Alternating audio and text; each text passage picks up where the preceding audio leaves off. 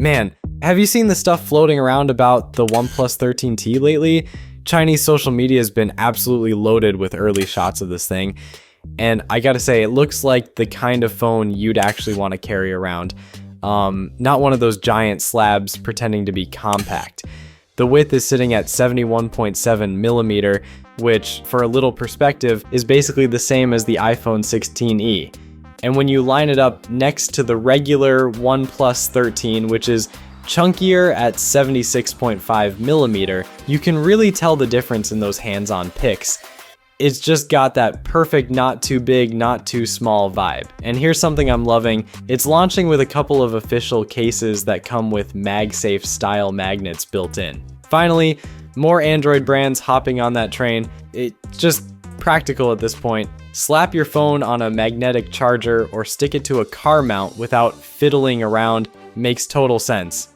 Now, camera-wise, OnePlus already spilled the beans. You're getting a 50 megapixels main shooter with Sony's IMX906 sensor, same one from their top flagship, plus a 50 megapixels telephoto that does a clean 2x optical zoom. No ultra wide this time, despite the early rumors, but you do get 4x lossless zoom and a bunch of OPPO's fancy camera features baked in. Stuff like high-end portrait modes, ultra-clear live photos, and AI tweaks that clean up shadows and junk in your shots.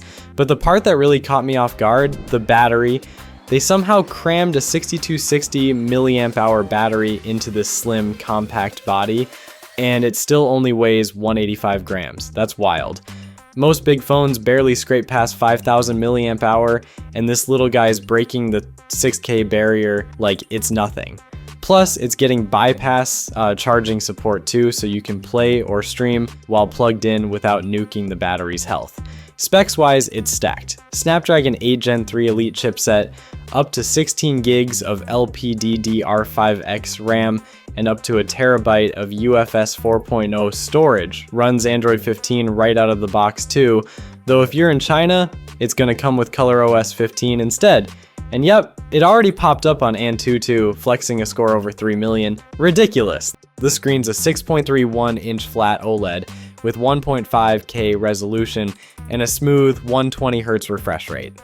Design-wise, it's clean, flat metal frame, glass back, no gimmicky curves. Color options are kind of fun too. Morning Mist Gray, Heart Beating Pink, and Cloud Ink Black. But here's my one gripe.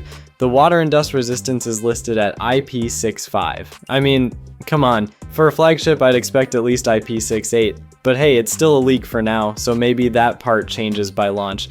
And speaking of, the official reveal's set for April 24th in China. Honestly though, with everything we've seen so far, it feels like we already know the whole spec sheet. The real question is whether it's getting a global release. And man, I hope it does, because this might be the compact flagship people have been waiting for. That's it for this video. Peace.